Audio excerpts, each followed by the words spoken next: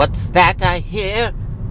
Is that a Jay Bellums getting ready to dish out some serious news and talk radio? Oh, it is. Hello, everybody. It's me, Jay Bellums, coming to you with the finest in entertainment today. Today's sponsor is Depends, adult diapers that you can depend on to let you shit yourself while you're at a cocktail party and nobody will know the difference. Depends. Oh, how's everybody doing today? Jay's running a little late. Jay's feeling a little scattered, you know? Ooh, like this jazz. Freeform, baby. But yes, Jay is running late. I try not to make a habit of it, but it happened today. The day just got away from me, you know. I realized I needed to give myself a haircut, you know.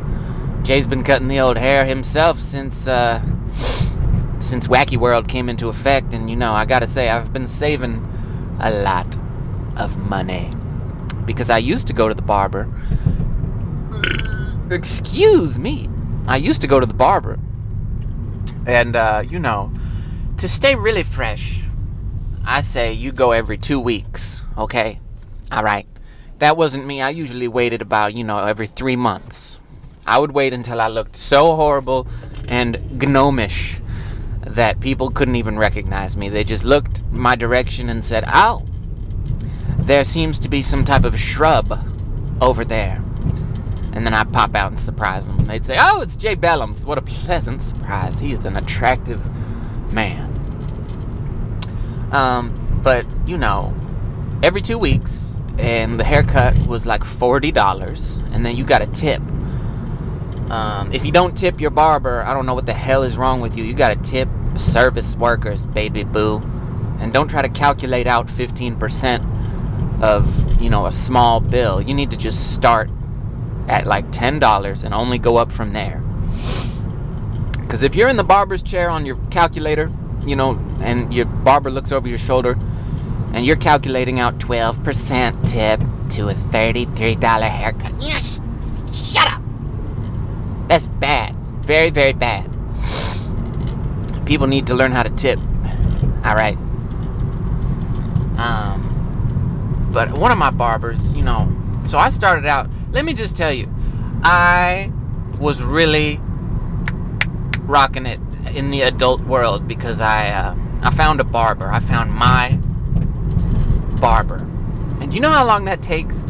You know how many, punk ass, noodles I had to weed through before I found my barber? Okay.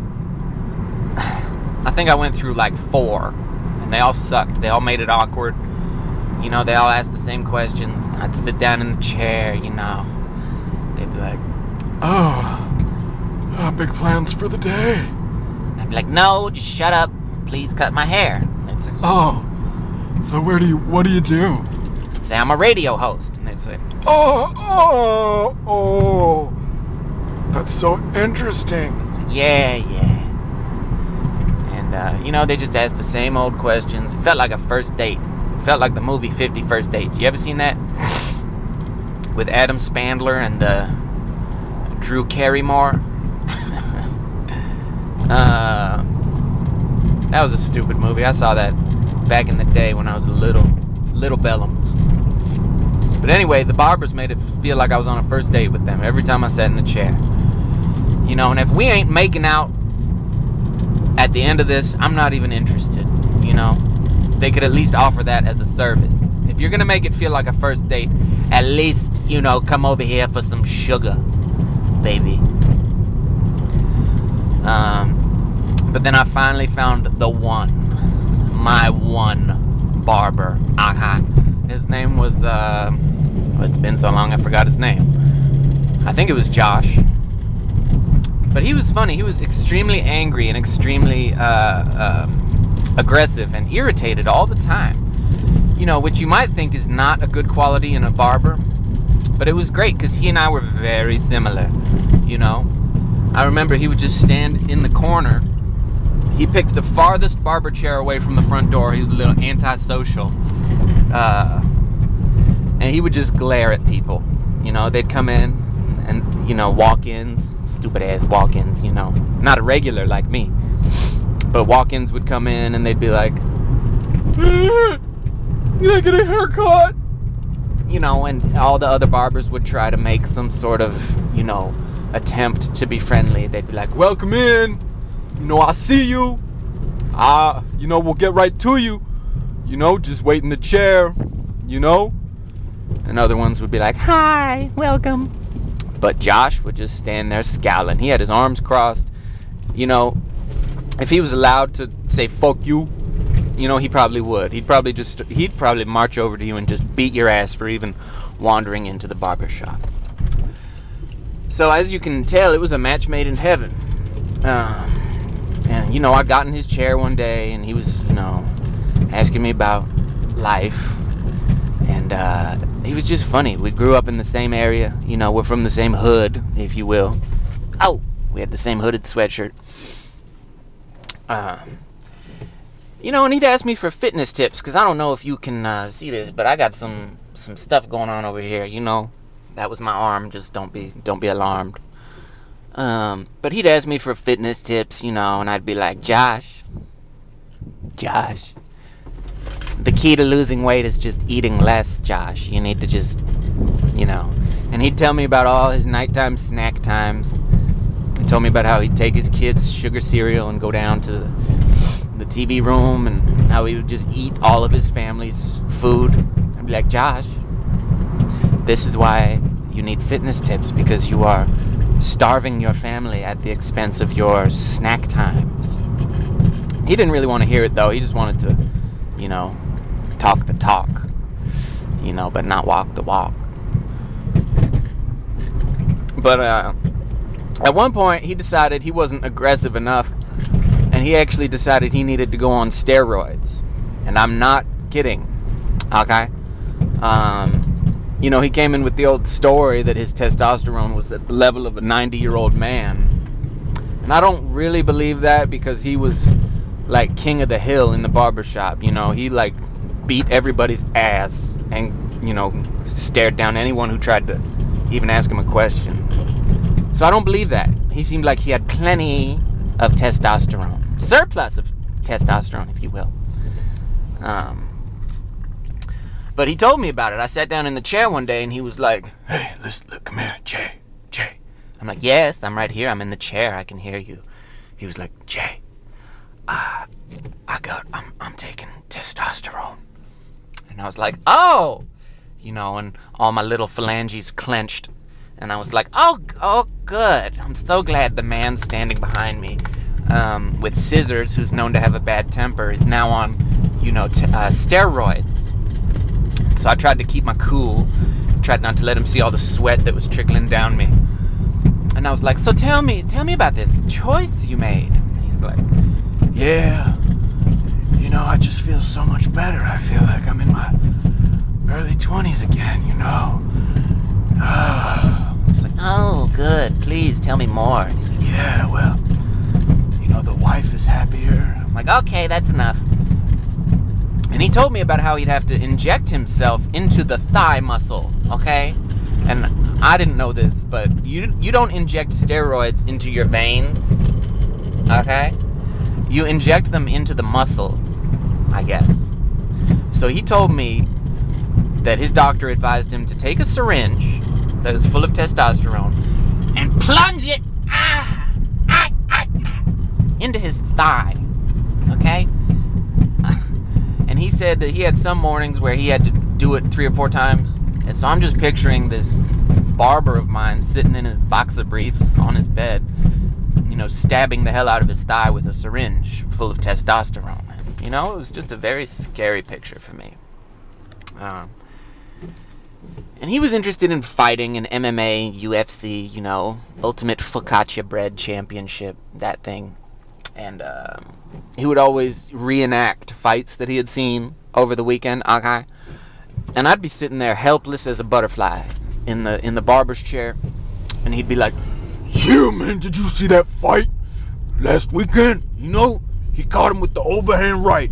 And he'd take his fist and he would what do you call it? Like charades, imitate what the fighters were doing, but he would use my face as like the opponent. And so he'd literally take his gigantic testosterone fist and like nearly punch me in the face as I'm sitting in the chair. He'd be like, yeah, man, he swung at him like this, you know. And just right like that, right in his face. Right in his face. Yeah, boy. Yeah. Yeah. like, okay. And I remember one time he had me to turn my neck. You know, he said, turn your neck this way. You know, and he grabbed my head. He grabbed my neck, and I think he was trying to be gentle, but you know, them extra man chemicals he was taking. You know, he nearly pulled a Russian spy on me and just, you know, cracked my shit up. He's like, so needless to say, I'm glad to be cutting my own hair these days because I really don't need some, you know, roided out large man, you know, touching my head. Save a lot of money too, you know what I'm saying? Save like $200 a month, baby. And I think I look just as fresh as ever. And in reality, it probably looks like shit. But you know what? I'm using a pair of, I got 3 tools in my hair cutting toolbox. I have a beard trimmer, not a hair trimmer. I've got a pair of scissors, like kitchen scissors with raw chicken all over them, and I've got a little comb. And with those 3 tools, I managed to keep myself looking fresh.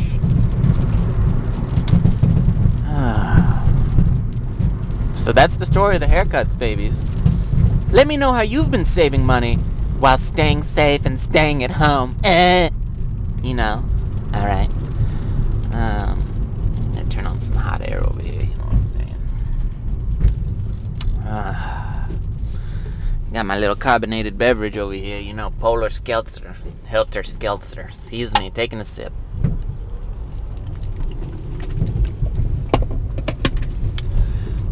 Now, I hope all this carbonation doesn't manifest itself in the form of gas. You know, I've heard people say that before. I've heard people say, oh, if you drink too much LaCroix, you know, during the day, that, you know, it makes you a little gas bomb. And I don't know if I believe that. Oh! Also, let me tell you about someone who's severely confused. Okay? Alright. So I know this girl. Believe it or not. And she said that she says that drinking carbonated water makes you dehydrated. Okay? Not because of sodium or anything. But she says it's because it has bubbles in it. And I said, how you figure? And she said, because there's bubbles in the can of water, those bubbles are taking up precious space that more water could be taking up if it was uncarbonated. So you're getting less water and in turn becoming dehydrated when you drink sparkling water. And I had to look at her square in the eyeballs for a second when she said this, you know, because I had to make sure she was being serious. Wasn't being, oh good, yeah, just let these people walk in the middle of the road. Don't use the crosswalk. Just, you know, insert yourself into everyone's life. I might have to tell them a little something. Oh shit, hold on. Yeah, girl, it's called a crosswalk, baby. It's a crosswalk. That really showed them they're gonna think twice before they jaywalk. Oh, jaywalk. That's what I do anytime I walk. But it's different with me, baby. Okay, what was I saying? Oh yes, the dumb water woman. But let me know down in the comments if you agree with her, and then I can make sure to delete you and block you from my profile, because I don't want anyone thinking the sparkling water makes you dehydrated because there's bubbles in it. Okay, all right.